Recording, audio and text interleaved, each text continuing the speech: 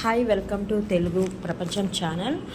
Omega 3 fatty acids అని మీరు ఈ మధ్యన చాలా సిమిలర్గా వింటుంటారండి. ఎందుకంటే మనం డాక్టర్ దగ్గరికి వెళ్ళినా కానీ ఒక ప్రెగ్నెంట్ లేడీ విషయంలో కానీ, లేదంటే చాలా ఏజ్డ్ పర్సన్స్ అంటే మన నాన్న వాళ్ళు కానీ అమ్మ వాళ్ళ దగ్గర కానీ డాక్టర్ దగ్గరికి వెళ్ళేటప్పుడు, లేదంటే వేరే వేరే చోటల్లో అంటే ఒక న్యూట్రిషన్స్ దగ్గర మనం ఒమేగా 3 ఫ్యాటీ యాసిడ్ కోసం చాలా ఎక్కువగా వింటుంటాము. ప్రజెంట్ నేనైతే ఈ టాపిక్ని 5 to 6 days నేను ఆన్లైన్లో రీసెర్చ్ గేట్ అని ఉంటుంది, అక్కడ స్కాలర్స్ అంటే లేదనంటే డైరెక్ట్ సైంటిస్టులు రిలీజ్ చేసిన రీసెర్చ్ ఆర్టికల్స్ నుండి నేను కొంచెం టాపిక్ని గ్యాదర్ చేసి ప్రిపేర్ చేశాను.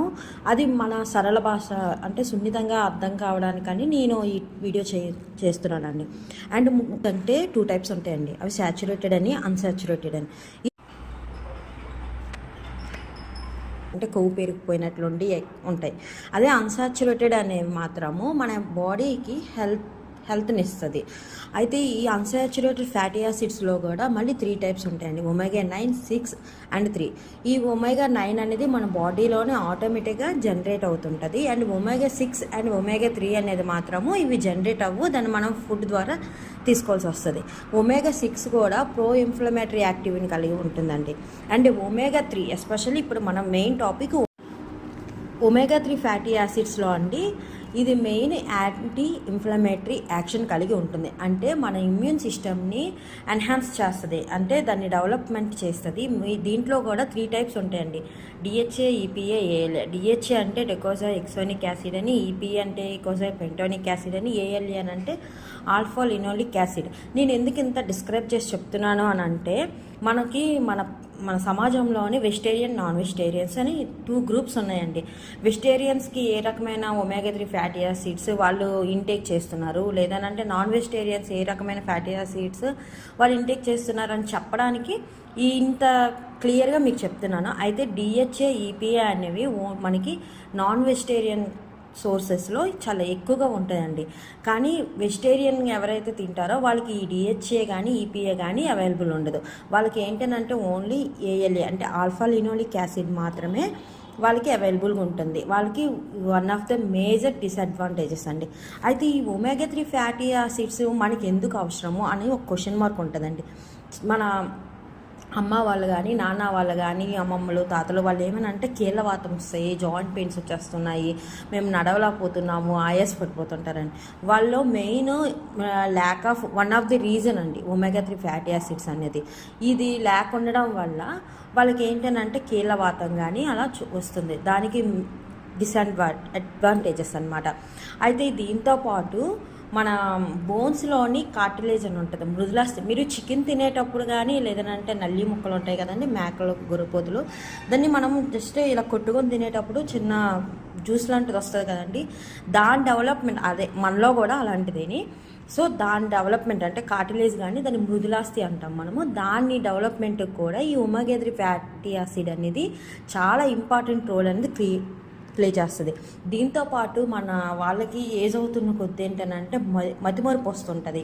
అక్కడ పెట్టిన వస్తువు అక్కడే ఉంటుంది, కానీ వాళ్ళు మర్చిపోతారనమాట వాళ్ళు ఎక్కడ పెట్టారనే విషయం, లేదంటే ఏదైనా పని చేసేటప్పుడు కూడా మర్చిపోతారు. దానికి ఏంటంటే వాళ్ళు మెయిన్ బ్రెయిన్లో ఏదైనా మనకి ఇన్ఫర్మేషన్ ట్రావెల్ చేసే నర్వ్స్లోని చిన్న ఇబ్బంది వస్తుంది. ఇది దానికి వన్ ఆఫ్ ది రీజన్ కూడా ఈ ఒమేగా 3 ఫ్యాటీ యాసిడ్ అనేది వాళ్ళకి తగిన మోతాదులో లేకపోవడం వల్ల. దాంతోపాటు హార్ట్ స్ట్రోక్ ఉంటుందండి, హార్ట్ స్ట్రోకులు దీనన్నిటినీ ఇంబ్యాలెన్స్ చేస్తుంది. అండ్ మోర్ ఓవర్ ఏంటంటే విజన్ అండి, మన ముసలవుతున్న కంటే మన కంటి చూపు అనేది తగ్గిపోతుంటుంది.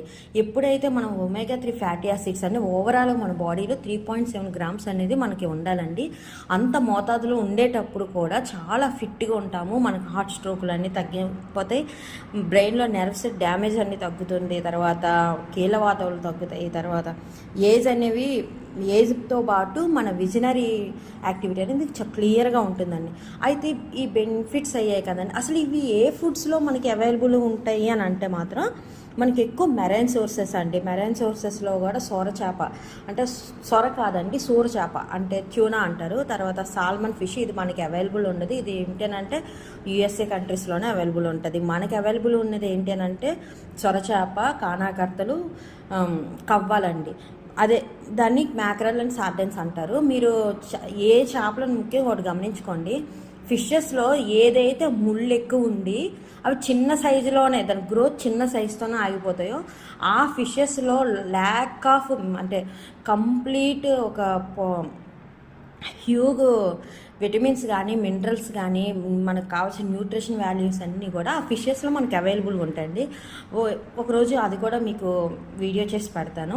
అండ్ ఇంకోటి ఏంటనంటే మన వెజిటేరియన్స్కి వచ్చేటప్పుడు మాత్రము వాళ్ళకి ఓన్లీ ఏఎల్ఏ అంటే ఆల్ఫా లినోలిక్ యాసిడే ఉంటుంది. అది ఎక్కడ ఎక్కువ ఉంటుంది అంటే ఫ్లాక్స్ సీడ్స్ అండి. ఫ్లాక్స్ సీడ్స్ కానీ అదే అవిసె గింజలని సబ్జీలని తర్వాత వాల్నట్స్ అంటారు అవిను. అండ్ మోర్ ఓవర్ మన ఆల్మండ్స్ అండి, అదే మనం ఎవ్రీడే మనం దాన్ని నానబెట్టుకొని తింటుంటాం కదండి, అవి ఆల్మండ్స్లో కూడా మనకి ఎసెన్షియల్గా ఉంటాయి. ఏ ఫుడ్ అయినా తీసుకుంటానండి క్వాంటిటీ అనేది మనం తీసుకున్న క్వాంటిటీ తక్కువలో ఉండాలి. అప్పుడు దాని తగ్గ న్యూట్రిషన్స్ అనేది ఉంటుంది. ఏదైనా ఎక్సెస్ అయినప్పుడు మనకి ఆటోమేటిక్గా దానివల్ల కూడా ఎఫెక్ట్ అని ఉంటుంది.